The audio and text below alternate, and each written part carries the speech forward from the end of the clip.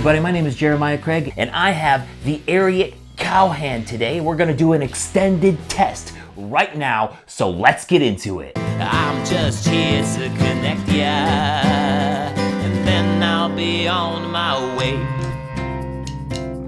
Alright, before we begin, I need to mention that this video is also sponsored by Ariat, except it is in my contract with them not to let that sponsorship affect my opinion or review of these boots. It's still something that you should know. Huge thanks to Ariat for supporting the channel. Now, let's get into these Cowhand boots. These smell very different from some other Ariats that we've tried here on the channel, probably because, yep, they're made in Mexico. This is a great looking boot and we have to go through all of the features. It's time for the rundown.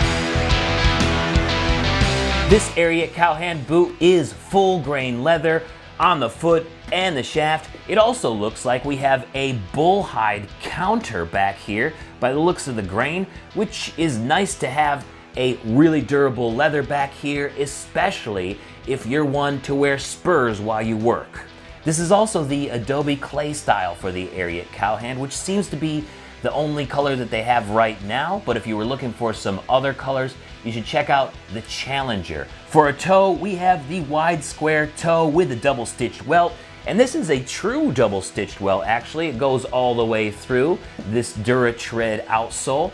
So this is a Goodyear welt and it can be resoled if you need it to be. This is also a 13-inch tall boot, so it's a little bit taller than some of the other regular 11-inch tall Ariat Cowboy boots that we see a lot of times. And it also has a 7-row stitch pattern in the shaft, white, yellow, and blue. I love it. It's probably stitched by machine, but it still looks great. Let's move our way down to the bottom of the boot. We have a 1 3/8 inch stacked leather Stockman heel, which is great for working and walking. Let's talk about the outsole next. We have their DuraTread outsole, which gives it a little bit more weight than some of the other rubber outsole boots from Ariat, but it is a durable material which should last you a good long time, and then once it wears out you can get it resoled because it does have the Goodyear welt. Alright, let's move our way to the inside. We have a leather lined shaft and foot. On some of the Chinese made Ariats, it's a leather lined shaft but a cloth lined foot, so it's nice to see an Ariat that also has a leather lined foot as well. For an insole, we have their ATS Pro removable insole. This is a nice insole, I like it. Good rebound, some good foam feel. This is a nice insole, one of their better ones in my opinion. Cowhand also comes with B widths, so you can get several different sizes. You can get the narrow width B, the normal D width, and the wide double E. So you get lots of options with this, but because it is a square toe, it has a little bit more room in the toe box. Now, toe shape is not supposed to affect the size cowboy boot that you choose. However, in many cases, it does with off-the-shelf cowboy boots. I've noticed that with wide square toe boots and French toes, is that I need to step it down about a half a size than what I would usually wear in a round toe boot. Moving on, this boot is made in Mexico and is coming in at around $220 on the Ariat website. Now let's try it on to see how it looks and feels. So I have the Cowhand boots on right now from Ariat, and they have a really low instep. These are probably the tightest that I've tried in a while since the Rambler. The Rambler also had a low instep in my experience, and it just means that it's gonna need to really break in. It is pretty stiff leather too. It's not really that snug, or as snug as I would like to feel around the widest part of my foot. Like, there's still a lot of space there. So you guys might like that if you're interested in having a lot of space for your foot, for your toes. But I'm sensing that it might be a kind of a sloppy break-in process. The toe bug is also really high on this, like we've seen from some other Mexican-made Ariats, like the, what was it, the Circuit Patriot boot that I tried.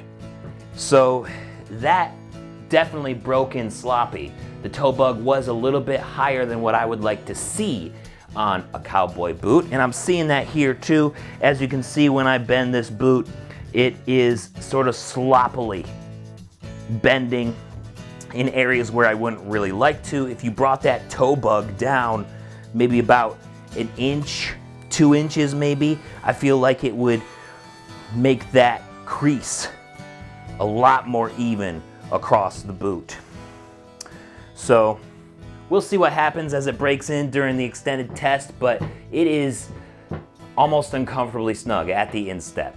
Other than that, I feel like it looks okay. It comes way out. Like, it's a pretty long boot. Here's the POV. It's not bad, but it is pretty stiff feeling at the same time. This is almost feeling like a Chinese-made Ariat with how stiff it is. If I tried these on in the store, I probably would not buy them. But we'll see how they break in and what happens during the extended test when we put these to work. Extended test time. Let's go. I wanted to wear these around for a couple of weeks before doing the filming for the extended test, just because I knew they needed to break in a lot. That instep was very snug. When I finally felt like they were ready for filming an extended test, I asked my neighbors and several other people if they needed any help with yard work or other sorts of things, and after several cancellations and lots of no's, I finally decided to just change the oil and rotate the tires on my wife's truck.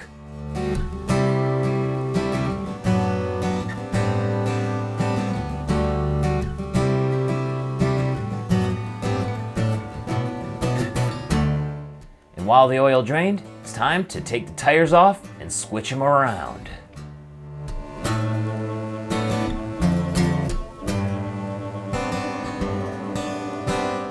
These squatting positions were the most uncomfortable just because the boot was so stiff, but it definitely did help the break-in process, and we'll get into more of that later. But first, I gotta get the oil filter.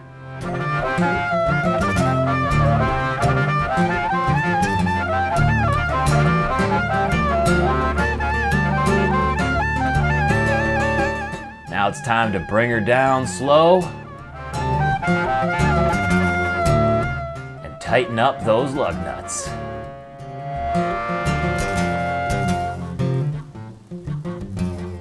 Don't forget about putting in new oil too.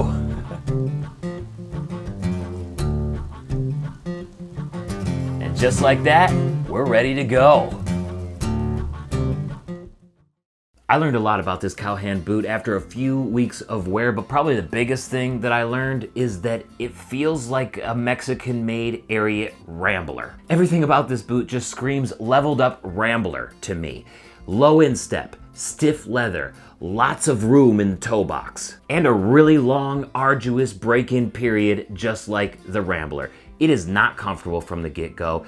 It needs a lot of work to get there. And during this 3 weeks of wear, it definitely did break in. I am getting some more room at the instep when I put this on, and it is starting to loosen up here on the vamp a little bit, but it has a long way to go still. Part of the reason for that is because this toe bug is too high, in my opinion, which makes the break-in process even less comfortable. The toe bug, toe medallion, toe flower, it has lots of different names, whatever you want to call it, is basically made up of stitching and cording here, and it's supposed to help the boot bend and look better as it breaks in.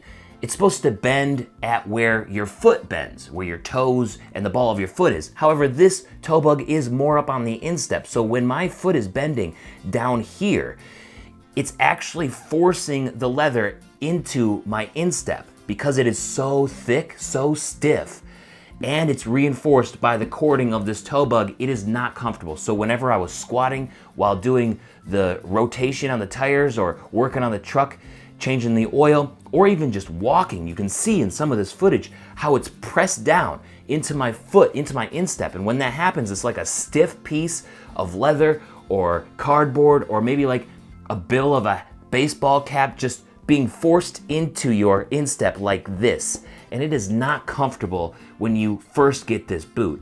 It does get better over time though, but wow, it takes a lot of time. Here's a good example of where the toe bug should be on a boot. This is a Nakona, and as you can see, it's much further down on the vamp. It actually starts up top here where this one ends. So when my foot bends here, it's allowing the leather to pretty much stay straight and bend up here, right? Which is a much, much more comfortable feeling than having the boot bend in the middle, forcing a bunch of leather into your instep, especially because this leather is so stiff. This is a much softer, suppler bull hide, so it is still very durable. You don't need a stiff leather for a durable boot, okay?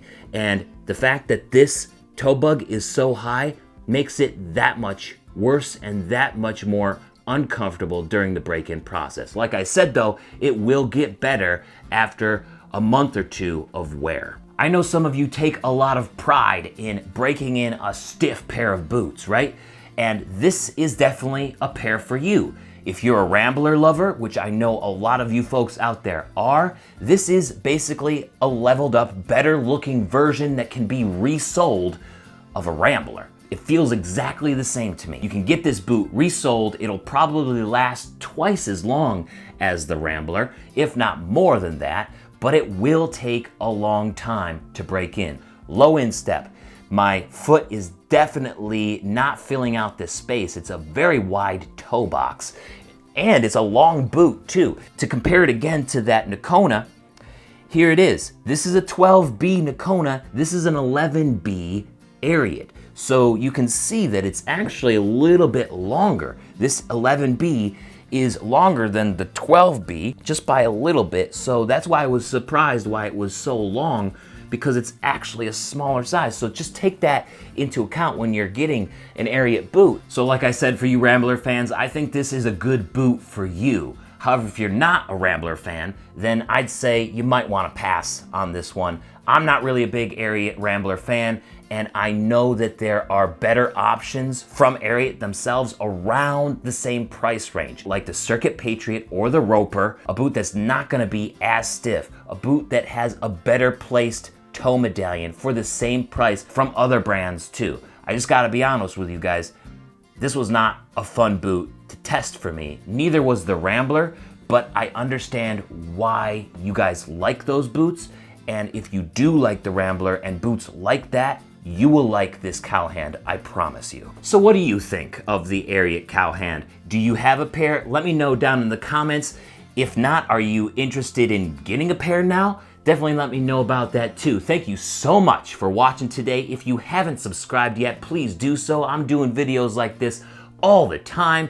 And again, I want to thank today's sponsor, Ariat, for supporting the channel.